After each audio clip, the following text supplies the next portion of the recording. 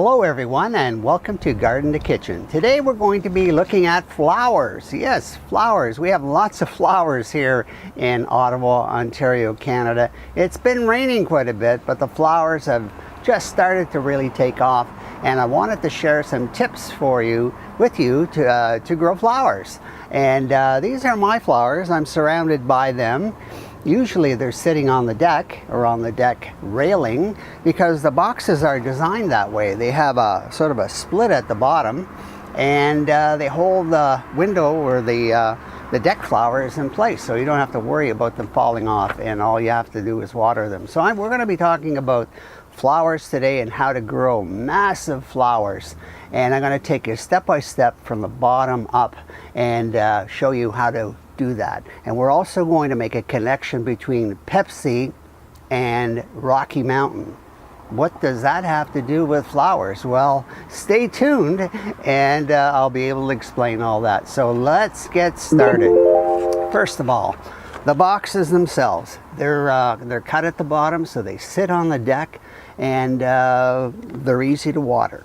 Okay, now in order for them to drain properly, here comes the Pepsi. Yeah, Pepsi. So what I do is I take these Pepsi tins, because we drink a lot of Pepsi, but maybe you drink Coke, and that's fine too. And of course we squash them. So squash them like this, and then we use them for drainage at the bottom of the planter. So what I do is I throw a few of these in so that the flowers will actually drain properly when they're watered. So you can use any tins, of course. And of course, the reason I'm using them is that when you, at the end of the season, when you eliminate the flowers and you empty the boxes, they're easy to find. I used to use stones actually for drainage, and it was really cumbersome to try and find all the stones. But the actual tins are quite easy to locate. So that's step number one. Step number two is to use a growing medium like Miracle Grow or Pro Grow. And I use fresh soil every year. So that's a really good idea, because the soil is brand new and it contains the nutrients for the flowers. The second is the choice of flowers. I grow, as you can see here to my left, I grow geraniums. I grow these flowers called Calibrachoe flowers, and I have some Lobelia up front here. So that traditionally that's what I grow, but I sometimes change it as well too. So let's look at the flowers step by step. I'm going to show you some photographs that I took of the flowers, and you'll be able to see them up close. Okay, so first of all, the geraniums. Now here's a tip on growing geraniums and growing big ones, and that is a selection of Rocky Mountain. Rocky Mountain variety is 1/3 to 50% larger than traditional geraniums. Now this year they're a little smaller, and that's due to the rain. We've had record rainfalls for the months of May and June, so they haven't grown as big yet. But last year, of course, they were really huge because we had such a hot summer. But Rocky Mountain variety, available here in Canada through Loblaws, superstores. That's where I find them. But check around, and they grow 33 to 50% larger than regular geraniums. The second flower here at the front, and I have lots of them, is the Calibrachoe flowers, and they come in about 15 different colors that I've found. 15 colors. I have 8 different colors here that I'm going to show you. I'm going to show you photographs of every one of them. But first of all, before that, I just want to tell you a bit about them. They come from South America, so they love warm weather. They're actually a perennial in zones 9 to 11. That's 9 to 11, so that's pretty hot in South America. They will grow as perennial. Here in Canada and the northern states, of course, they die off and we plant them again. So the real nice thing about these Calibrachoes is they are self-cleaning. Number one, self-cleaning, so you don't have to do any work. And of course they produce flowers, just hundreds and hundreds of flowers. Sometimes they're known as million bells, is another trade name, of course, for them as well. But I like to buy them at the market, wherever I can find the different colors. Try to experiment with different colors every year. And I usually buy them in 6-inch pots, so they're well advanced and they have a good root system, so they really grow quickly. I must admit, I used to grow petunias. I used to grow the wave petunias. If you remember, a few years ago, there was a big wave, a traditional wave towards wave petunias. They charge you a lot more money, and of course they would cascade down. And but I didn't really have that much luck, and they were a little bit difficult to manage. So I started growing these, and I haven't gone back to always gone back to the Calibrachoe for my hanging baskets and for my deck flowers as well. Okay, so having said that, let's look at some of the flowers. Okay, the ones that I have. As I mentioned, there's about 15 different colors that I've discovered, and I have 8 growing here. Number one is the yellow.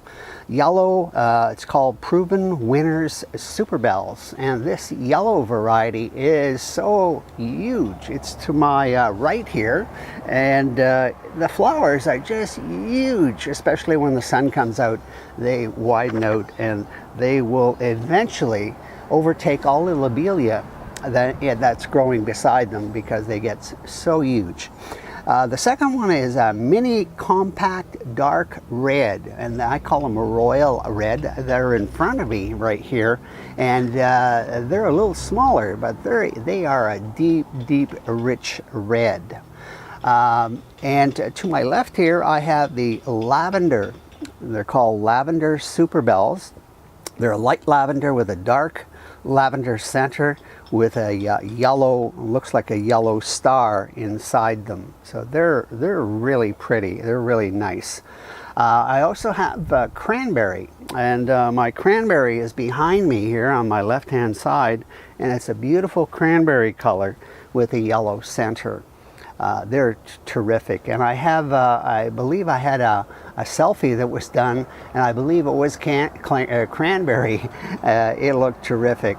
I also have a bronze colored, so like a brownish orange, bronze colored with red centers. My next one is a Cabaret hot pink. Cabaret hot pink. They're so beautiful, and they're so easy to grow, self-cleaning, highly recommended. And I've saved my last two that I have here growing in hanging baskets and deck flowers is the blue Calibrachoe with the yellow star pattern. Blue Calibrachoe with the yellow star pattern. They are simply magnificent. And of course, the last one that I have is a Terra. Terra is so beautiful, and they're difficult to find, these last two. The Terra has orange flowers with red and gold. It's a real showstopper, and it looks like it's been painted on with a small paintbrush. They are so unique and so terrific to look at. I also wanted to mention some of the other colors that are available, and of course they might be available to you, and they are mocha, chocolate, coral, blue, tangerine, blackberry punch, and of course one that's come out recently. It's called a Paradise, and what it is the growers have actually put in 3 colors into one plant, and the 3 colors are yellow, blue, and rose. You may have seen them, especially in a hanging basket. Now, you might have a little difficulty finding the seeds. Traditionally, the Calibrachoes are protected by copyright, and someone just can't start propagating the seeds or the plants and selling them commercially because it's copyrighted. But you often see the seeds on Amazon or eBay, probably sold by gardeners like us on the eBay. And so if you get a chance to try them, or if you don't want to try them from seeds, then buy them as a large 6-inch pots, and you'll have great flowers on your deck. Okay, the other flowers I wanted to mention too is the lobelia. I always put the lobelia, as you can see in front of me here, lobelia in front of the flower box, because it makes a great contrast for the colors. Eventually, some of the plants, like the yellow ones behind me, will overtake the blue ones, and that's just life in the flower kingdom. So, but some of them will stay, and you'll have some blue flowers in the months of August, September, October, right through to October the 1st. One other flower I wanted to mention as well is the trailing verbena. Trailing verbena is a beautiful bouquet type flower that is a trailing flower and can be also used for trailing boxes. And Portulaca has been around for a long time as well too, and it comes from South America as well, and it's great for flower boxes as well too. So I hope that gives you some ideas how to grow flower box flowers and make them look as beautiful as they are right here. This is really, really easy to do. You just have to keep on top of the watering, even though perhaps it's been raining for a long while. Make sure that you check the boxes to make sure that they have adequate fertilizer and water so they can grow. So I hope that gives you some ideas. I hope you'll grow flowers for your deck and your hanging baskets and enjoy the summer. So thanks for watching, and we'll see you in the garden. Bye-bye.